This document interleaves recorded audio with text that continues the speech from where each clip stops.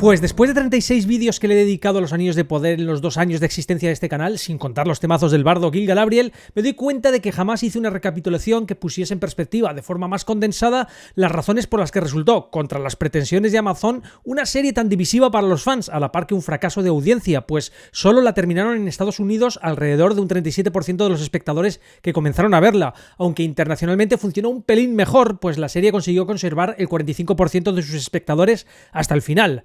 Pero tengamos en cuenta la cantidad de hate watchers como yo, incluidos en esos porcentajes, lo que me lleva a lanzar la siguiente reflexión para los fanboys y fangirls de la serie, que ocasionalmente me lloran en los comentarios con cosas como ¿para qué ves la serie si no te gusta? Nadie te obliga a verla, o ¿por qué no te dedicas a hablar de lo que te gusta y dejas a la serie en paz? Y cosas por el estilo. A ver, almas de cántaro.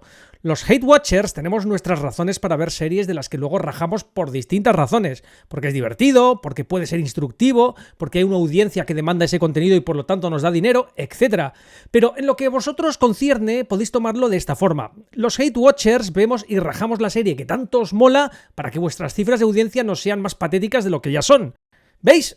Podemos encontrar un punto de simbiosis entre nosotros, fans y haters. Vosotros dejáis de lloriquear con que si rajamos la serie o la peli que amáis, y nosotros a cambio os inflamos las cifras de audiencia. ¿Qué os parece? Eso sí, con el tema premios, los hate watchers poco podemos hacer. Sé que a algunos les dolerán los 0 Emmys que obtuvo la serie de 6 nominaciones secundarias o técnicas, que es en lo único en lo que la serie consiguió destacar. Porque en los aspectos primarios, actuaciones, guión, dirección, pues ¡caramba, qué coincidencia! También consiguió destacar, pero como uno de los más grandes antiejemplos que se recuerdan hasta que Leslie Headland defecara de Acolyte en Disney+. Pero más doloroso que no recibir ningún premio Emmy de 6 nominaciones que tenía es no recibir ninguna nominación a los Globos de Oro. Ninguna, cero, niente, nichts. Que no hayan considerado a esta serie a efectos técnicos como la mejor, me parece un insulto, pero de los más graves que le puedes lanzar a una serie, ¿vale? Porque está clarísimo que es inigualable. Fracaso de audiencia, fracaso en los principales premios televisivos, se han cancelado series por menos de eso, pero Amazon se jugaba mucho y parece ser que sus ejecutivos consideraban que era peor para la empresa cancelar la serie que huir hacia adelante, sobre todo después de la enorme inversión realizada, tanto en la serie en sí como en la adquisición de derechos. Para ello, maldisimularon una maniobra de contención de daños en Panic Mode On, proyectando una narrativa de éxito a través de sus medios mercenarios como The Hollywood Reporter o Entertainment Weekly, y realizando declaraciones delirantes como las de Jennifer Salke, la jefaza de Amazon Studios, quien dijera que este deseo de pintar el show como algo menor que un éxito no refleja ninguna conversación que estoy teniendo internamente. O las de Vernon Sanders, jefe de televisión de Amazon MGM Studios, que dijo que seguimos asombrados por el alcance y la esencia de su visión y el enorme éxito mundial logrado por El Señor de los Anillos de Poder en su primera temporada, que ha batido récords. ¿Cómo se conjugan estas declaraciones con las cifras reales de audiencia y el bochornoso desempeño en los grandes premios de la televisión? Pues mediante la magia del posmodernismo, que proclama que las cosas ya no son como son en realidad, sino como uno dice que son. Y es así como te venden mierda en una lata y tú vas y dices que es arte. Pues bien, a pocos días del estreno de la segunda temporada parece un buen momento para recapitular, por ejemplo, algunas de las peores líneas de diálogo que contribuyeron sin duda al mediocre desempeño de la primera temporada, y de paso el ejercicio nos servirá como plantilla para calibrar el rendimiento de la segunda temporada a este respecto cuando esté suficientemente avanzada para poder juzgarla adecuadamente. ¿Nos ofrecerá líneas deliciosamente bochornosas o habrán reestructurado la sala de guión para evitarlo? Diálogos terribles. La siguiente lista no es exhaustiva y en ocasiones no se trata tanto de la línea del diálogo en sí, sino del contexto o de su significado. Hacedme saber en los comentarios cuál es la que más de entera os da, o si hay alguna que he dejado fuera que consideráis que debería haber metido. ¡Vamos allá! ¿Qué clase de hombre abandonaría tan presto a sus compañeros a su suerte? Después del ataque de un monstruo marino, Galadriel y Halbrand quedan atrapados juntos en una pequeña balsa. En un momento dado, Halbrand expone el hecho de que Galadriel parece no tener mucha simpatía por él. No tienes que guardar las distancias. A lo que ella responde: solo me estoy preguntando qué clase de hombre abandonaría tan presto a sus compañeros a su suerte. Si se trataba de presentarnos a una Galadriel hipócrita, entonces objetivo logrado. Si bien Halbrand parece efectivamente abandonar a sus compañeros a una muerte segura para salvarse a sí mismo, en el episodio 1 Galadriel no parece tener ningún reparo en comprometer la seguridad y la vida de sus propios hombres por llevar a cabo su vendetta personal contra Sauron. ¡Comandante! ¡Espera! ¡No! Si Halbrand hubiese estado ahí, podría haber dicho: me estoy preguntando qué clase de elfa abandonaría tan presta a sus compañeros a su suerte. Un perro puede ladrarle a la luna, pero no puede bajarla. Los Anillos de Poder está lleno de frases como esta que siempre acaban sonando como anécdotas lanzadas al guión para intentar que el personaje parezca sabio sin poner ningún esfuerzo real en su caracterización. El efecto que produce es el de falta de espontaneidad, haciendo que veamos más a un actor interpretando una línea ensayada que a un personaje reaccionando naturalmente a una situación dada. Un perro puede ladrarle a la luna, pero no puede bajarla. ¿Pero de qué coño habla este enano? Es como el típico tío pesado que todos conocemos que se pasa todo el día respondiéndote con refranes a cualquier cosa que dices o haces. Queda detenido por infringir la ley federal de refranes, cartel esposa. Vaya, vaya. No se pueden poner puertas al campo. Lleva puesto un sayo y ya pasó el 40 de mayo. Cuando el río suena, se pilla antes a un mentiroso que a un cojo. Y a pez pequeño son todientes. Andando, Carter. A cada cerdo le llega a su San Martín. ¡La Mar siempre tiene razón! En el episodio 3 se nos presenta un joven Isildur que se entrena para ser guardia del mar, a las órdenes del capitán de vela.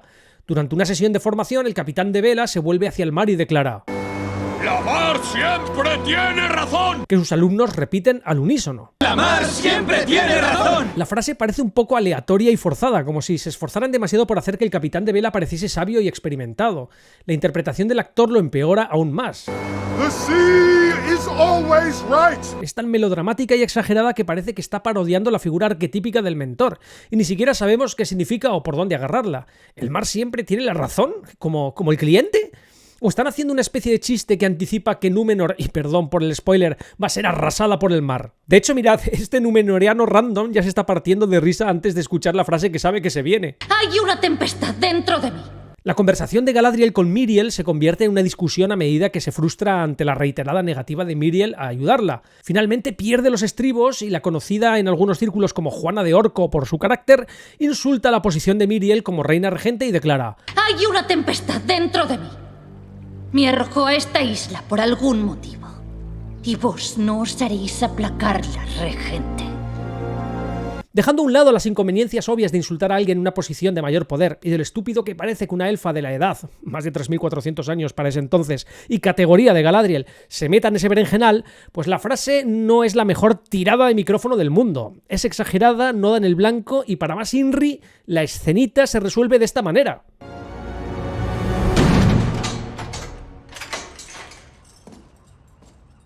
No me lo digas. Eres gilipollas. Lo que convierte a todo el pasaje en un sketch de humor involuntario. ¿A dónde llegamos?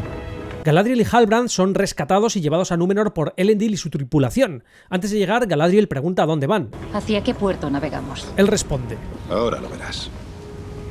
Ya llegamos. a lo que Halbrand replica. ¿A dónde llegamos? Hay muchos intentos fallidos en la serie de hacer humor, pero este destaca por ser especialmente inútil y por continuar la ya mediocre caracterización de Halbrand. Se supone que debe sonar ingenioso, pero en lugar de eso no hace más que repetir una pregunta que ya ha sido respondida. Es el tipo de broma que no hace más que cuestionar la inteligencia del personaje que la ejerce. Pero es que además se supone que Galadriel y Sauron son personajes que deberían saber que en medio del Belegair no hay muchas opciones para llegar a puerto, y sorprende que ninguno de ellos hubiese anticipado que se dirigían a Númenor. Pero el hecho de que la elfa alfa de los Noldor se arroje al océano en algún lugar próximo a Valinor con la intención de regresar a nado a la Tierra Media indica no ya que no está muy puesta en geografía, sino que no tiene ni puta idea de dónde está ni es consciente de la absoluta locura que es siquiera pensar en cruzar ese océano a nado, por muy elfo que se sea. Tú no has visto lo que yo he visto. Durante una de sus muchas conversaciones, Elrond le hace mansplaining a Galadriel para convencerla de que no hay ningún mal que perseguir, que Sauron no está, Sauron se fue, y que es natural que se sienta contrariada después de todo lo que ha pasado. Haber visto un sello no significa que estés más cerca de encontrar a Sauron. Todo ha terminado. El mal ya no está. Es natural que te sientas contrariada. Casi le faltó preguntarle si tenía la regla para rematar el intercambio. ¿Acaso tienes la regla? Por cierto, las elfas tienen la regla, pero ella les peta una versión altiva del clásico jamás podrías entender por lo que estoy pasando. Pero tú no has visto lo que yo he visto. He visto suficiente. Tú no has visto lo que yo he visto. Repite ella con un retintín que acentúa el carácter rencoroso y vengativo de Juana de Orco. ¿Qué es lo que ha visto ella que Elrond no ha visto? Pues no lo sabemos, porque la serie tampoco nos lo aclara, pero lo que más nos intriga es porque la serie parece aprovechar cada ocasión en la que aparece Galadriel para presentarnos a un personaje tan desagradable y emocionalmente inestable. Soy bueno. Vale, ya discutimos en un vídeo anterior que aunque finalmente el extraño resulte no ser Gandalf, la producción dejó un montón de pistas que obviamente pretenden que la audiencia creyese que era Gandalf. En cualquier caso, este Istar no solo parece llegar a Arda con un serio problema de amnesia, sino con algo de daño cerebral. No eres una amenaza. Eres bueno. Soy bueno. En una escena en la que se enfrenta a las místicas, y perdonen que asuma su género, que se acaban de dar cuenta de que el extraño no es Sauron, a quien sirven, sino un Istar, este confirma sus lealtades diciendo: no es Sauron, es el otro, el Istar. Este es... Soy bueno. Y luego procede a eliminarlas. Yo no sé qué es lo más ridículo aquí. Que las místicas hayan estado toda la temporada confundiendo al extraño con Sauron, que la producción haya jugado de verdad con la idea de hacer creer a la audiencia que podría serlo, o que se resuelva la facción a la que pertenece con un «soy bueno», que me parecería más propio de Forrest Gump o de Sloth de los Goonies, en una versión anticlimática del épico «No puedes pasar» del Gandalf de la Comunidad del Anillo. ¡No puedes pasar! Soy bueno. Por ese motivo debo ir. Arondin y Bronwyn encuentran una pista sobre la identidad del enemigo mientras fuerzas oscuras se acercan a los desprevenidos aldeanos. Arondin le dice a Bronwyn que advierta a su gente. ¿No vienes conmigo? Debo seguir el pasadizo en dirección opuesta. ¿No sabes qué hay ahí abajo? Protesta ella. Y Arondin remata solemnemente. Por ese motivo debo ir. Se supone que es un momento conmovedor entre personajes que se tienen un afecto especial. Ella no quiere que él se exponga al peligro, pero Arondir asume el riesgo en nombre del deber. Sin embargo, el momento queda arruinado por la torpe frase del elfo en un contexto donde es obvio que, si se va a aventurar por el pasadizo, es precisamente para ver qué es lo que hay al otro lado. ¿No sabes qué hay ahí abajo? Por ese motivo debo ir. ¡Capitán Obvio!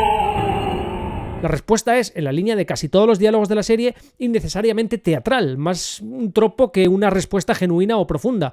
Los guionistas parecen creer en serio que esta ridícula rimbombancia va a hacer que parezca todo más tolkieniano y, sin embargo, en este caso lo único que logran es que parezca que Arondir se está cachondeando de Bronwyn. ¿No sabes qué hay ahí abajo? Pues por eso mismo, ¿eres retrasada? Como una lluvia primaveral sobre los huesos de un animal muerto. Elrond curra como heraldo y escritor de discursos para Gil-galad. Se acerca a una ceremonia y debe completar el discurso que su jefe va a declamar ante los elfos que partirán a Valinor desde los puertos grises. Comienza con... Durante siglos han recorrido riscos y grietas, apartando los últimos vestigios de nuestro enemigo, como una lluvia primaveral sobre los huesos. Entonces hace una pausa y concluye. De un animal muerto. ¿De verdad que los guionistas creen que el constante empleo de símiles torpes y farragosos es la forma de escribir de Tolkien? Me parece sorprendente que gente que no ya que se haya leído los libros, sino que encima se identifica como tolkienista, afirme que las líneas y diálogos de la serie evocan la obra de Tolkien. Primero, aquí, aunque no sea el contexto de un diálogo, sino de un discurso, la frase es creepy, especialmente la versión final del discurso en el original en inglés, en el que animal muerto se sustituye por cadáver descompuesto. Escuchad. So for centuries now, these soldiers have swept across crag and crevice, washing away the last remnants of our enemy like a spring rain over the bones of a spoilt carcass. Me ha quedado de la hostia. Pero es que además está la manía de los guionistas de llenarlo todo con símiles, incluso en diálogos casuales entre personajes, embarrando la naturalidad y haciendo que parezca que estamos viendo una obra de teatro televisiva de cuestionable calidad. ¿Obreros élficos?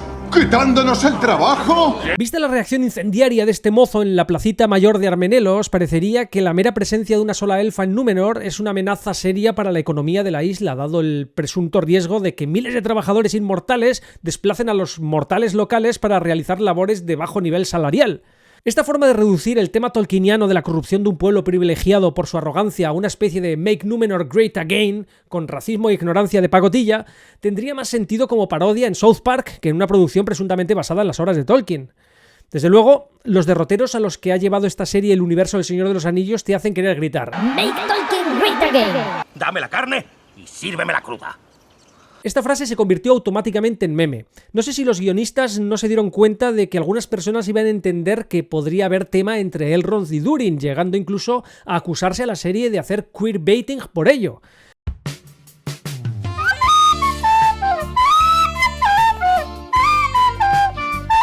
Pero si algunos no lo tenían del todo claro, llegó Durin queriendo carne cruda y se les despejaron las dudas. Dame la carne y sírveme la cruda. ¡Ay, Durin, qué travieso!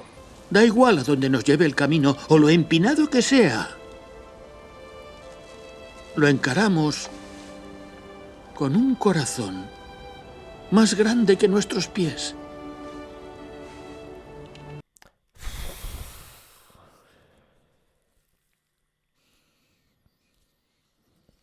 En fin, siguiente. Al final, esta sombra no es más que algo pequeño y pasajero. Mientras los apocados sureños preparan la defensa de la aldea ante el ataque de los orcos que tendrá lugar esa noche, Theo le hace una petición a su mamá. ¿Recuerdas cuando era pequeño? Cuando tenía pesadillas. ¿Te acuerdas de lo que decías? Cuando me abrazabas en la oscuridad. ¿Querrías decírmelo? ¿Y qué es lo que le decía Bronwyn a su hijo abrazándole en la oscuridad cuando éste era pequeño y tenía pesadillas? Os estaréis preguntando. Pues algo tremendamente cursi y excesivamente afectado. Algo que cuesta creer que una madre le diría a su hijo pequeño para consolarle después de tener pesadillas. Esta sombra no es más que algo pequeño y pasajero. Hay luz y suma belleza eterna, más allá de su alcance. Encuentra la luz y la sombra no te encontrará a ti. En mi vídeo Copiando a Jackson desarrollé con profusión la argumentación de por qué esta escena provoca tanta grima y me quedó tan redonda que os la cortapego aquí. La copia es tan barata que incluso no se les cae la cara de vergüenza al tomar secciones enteras de guión de la trilogía de Jackson para injertarlas en los Anillos de Poder con ligeras variaciones para disimular el expolio. Mirad. Pero al final, todo es pasajero.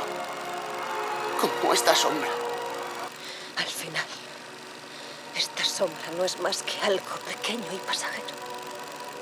Incluso la oscuridad se acaba para dar paso a un nuevo día. Y cuando el sol brilla, brilla más radiante aún. Encuentra la luz y la sombra no te encontrará a ti.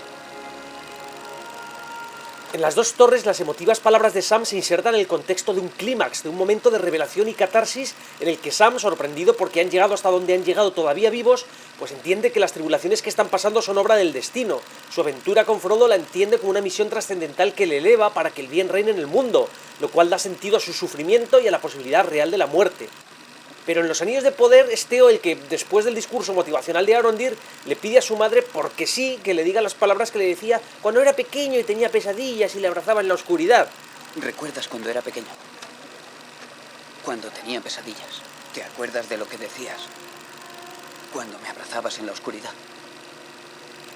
Cielos, qué cursi. Se trata de uno de los momentos más bochornosamente cursis y pastelosos de toda la serie, y se siente así no solamente por ser otro momento robado, sino porque, al contrario que en El Señor de los Anillos, esta reflexión sobre la luz y las sombras no se inserta en un momento emocionalmente significativo. Y sin el nivel adecuado de emoción, las reflexiones poéticas corren el riesgo de volverse empalagosas. Los sureños acaban de obtener una pequeña victoria contra los orcos, y en vez de huir aprovechando que los orcos apenas pueden avanzar de día, en vez de refugiarse en otras tierras más lejanas o buscar ayuda, deciden parapetarse en una aldeíta, la cual preparan para la batalla en una escena típica de esas del equipo A, ¿os acordáis? Arondir les da un discurso motivacional de coach que no produce mucho entusiasmo. ¿Lo creéis? Tras lo cual Theo le pide a su madre que le diga las palabras en cuestión. No venimos de un momento dramático ni de un clímax. Sí, hay incertidumbre por el futuro, pero los sureños vienen de una victoria y han elegido voluntariamente quedarse a defender sus tierras. E incluso Arondir les ha asegurado que su posición les da ventaja. Nuestra posición nos da ventaja. Además, a diferencia del discurso en boca de Sam, las palabras de Bronwyn no surgen de una catarsis, de una revelación que esté teniendo y expresando en ese momento, sino que está cacareando las palabras que le decía a su hijo una y otra vez cuando éste tenía pesadillas, a petición de él. El impacto emocional así no solamente es inexistente, sino más bien negativo. Produce bochorno y vergüenza ajena porque el momento es totalmente forzado e injustificado. De nuevo, se trata de los torpes creadores de los Anillos de Poder exhibiendo su profunda falta de comprensión de cómo funcionan los recursos narrativos, por lo que ni a la hora de copiarlos son capaces de insertarlos de forma orgánica, significativa o relevante en su falsificación. ¿Sabes por qué un barco flota y una piedra no? Y no siendo esta lista exhaustiva, dejo para el final la que quizás sea la cita más ridícula de los Anillos de Poder. Finrod explicándole a su hermanita por qué un barco flota y una piedra no. Porque La piedra solo mira hacia abajo. La oscuridad del agua es vasta e irresistible. ¿Pero qué mierdas estás diciendo? El barco también siente cómo la oscuridad intenta poco a poco dominarlo y atraerlo hacia el fondo. Pero el barco tiene un secreto. Ya que a diferencia de la piedra, su mirada no se dirige hacia abajo, sino arriba en la luz que lo guía. Look, up in the sky, it's a bird. It's a plane. Susurrando metas más altas de las que la oscuridad llegó a conocer. ¿Pero qué has fumado, hermanito? Vamos a desglosar, en especial para la audiencia que realmente cree que la serie está fantásticamente escrita, porque este pasaje produce vergüenza ajena. Cuidado, que a aquellos de vosotros que sentisteis de entera al escucharlo os va a parecer como si os estuviesen explicando el chiste de mis tetas. Lo denso. Dice, ¿ha visto usted mis tetas? Dice, no, pero me gustaría vérselas. Dice, pero me porque gustaría... creía que eran los pitones claro, de las creía que chavalas. eran los pitones y le creían que eran las bolitas, pero no, señor, son las bolitas de las niñas. Lo más evidente es que la razón por la que los barcos flotan y las piedras se hunden se basa en principios sencillos de flotabilidad y densidad, por lo que el razonamiento abstracto y filosófico parece innecesariamente elaborado y pretencioso, especialmente porque, a pesar de que esta personificación de objetos inanimados que miran hacia arriba o hacia abajo está destinada a ser simbólica, se presenta ilógica o ridícula si se la toma literalmente, dado que nada en esta torpe metáfora se alinea con ninguna comprensión real de cómo se comportan los objetos en el agua. Rematando esto, tenemos que cuando un personaje habla de manera tan solemne sobre algo que en realidad es demasiado simple, se crea un contraste que lleva al humor involuntario, como es el caso. Los guionistas parecen estar esforzándose demasiado todo el tiempo por hacer que sus personajes suenen profundos y tolkienianos, envolviendo todo en una suerte de epicidad impostada que muchos percibimos como ridícula. Pues eso era todo. Es posible que mi próximo vídeo sea ya con la temporada 2 estrenada y ya estoy salivando. ¿Nos hace ilusión ver qué clase de perlas de guión nos ofrecerá? Porque a mí sí. Dejadme un like si os ha gustado el contenido de hoy y no os olvidéis de suscribiros y activar notificaciones para recibir puntualmente más mandanga de la buena como esta. Y por supuesto, un agradecimiento muy especial a los miembros del canal, mis Pain Lovers. Sois la razón de que este canal siga en pie. Venga, nos vemos. ¡Chao!